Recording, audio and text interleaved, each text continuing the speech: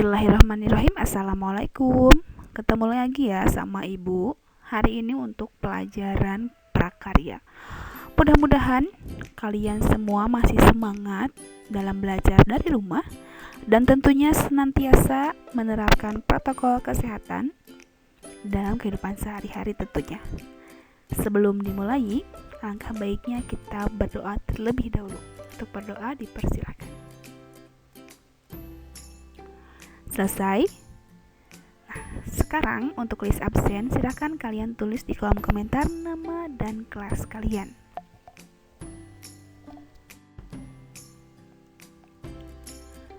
Hari ini kita akan belajar mengenai penjernih air dari bahan buatan. Kemarin kalian sudah belajar mengenai penjernih air dari bahan alami. Nah, berarti kalau bahan buatan artinya bahan-bahan yang digunakan itu bukan dari bahan-bahan yang disediakan dari alam, ya. Di sini untuk penjernih air dari bahan buatan mempunyai tujuan sama halnya seperti penjernihan air dari alami atau dari bahan alami, yaitu untuk mendapatkan air bersih. Hanya saja bahan-bahan yang digunakan itu bersifat atau mengandung bahan-bahan kimia. Nah, pengolahan penjernih air bahan buatan ini dilakukan secara fisika melalui beberapa tahapan, yaitu penyaringan, pengendapan, dan penyerapan, dan tentunya menggunakan bahan buatan seperti bahan-bahan kimia yang sudah Ibu sebutkan tadi. Apa saja bahan dan alat penjernih air dari bahan buatan ini? Yang pertama ada klorin tablet yang digunakan untuk membunuh kuman, virus, dan bakteri. Kemudian pasir aktif yang berwarna hitam untuk menyaring air sumur bor. Kemudian ada resin softener untuk menurunkan kandungan kapur dalam air. Lalu resin kation untuk air minum kemasan. Lalu pasir mangan yang berwarna merah untuk menurunkan kadar zat besi atau logam dalam air. Kemudian ada pasir silika untuk menyaring lumpur, kemudian tanah dan partikel besar maupun kecil dalam air. Lalu ada karbon aktif atau arang aktif untuk menyerap kotoran air.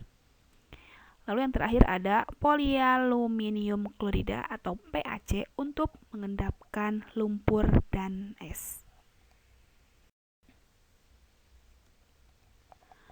Di sini ada teknik dan prosedur penyaringan bahan buatan. Nah, yang pertama ada tekniknya, yaitu menyiapkan bak atau tempat penampungan air kotor yang memadai dan diberi pengaduk bahan kimia. Untuk tekniknya ini sederhana sekali, begitupun pula dengan prosedurnya.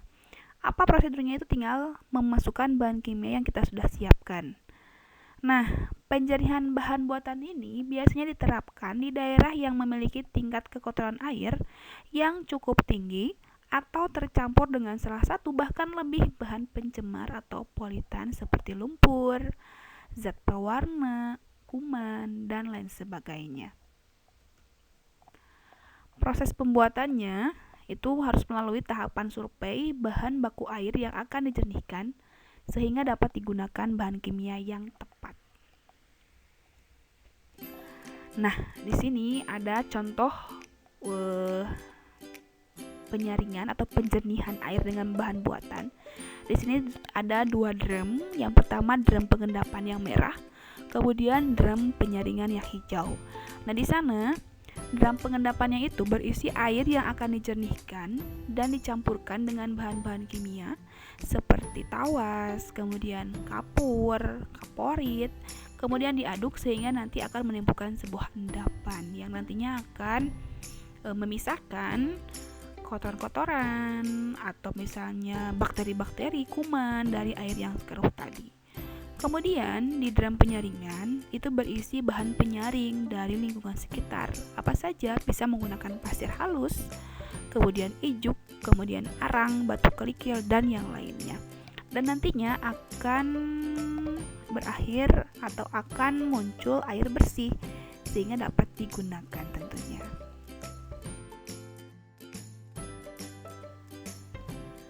Yang terakhir ada refleksi, di mana kalian harus mengerjakan 2 soal ini di kolom komentar.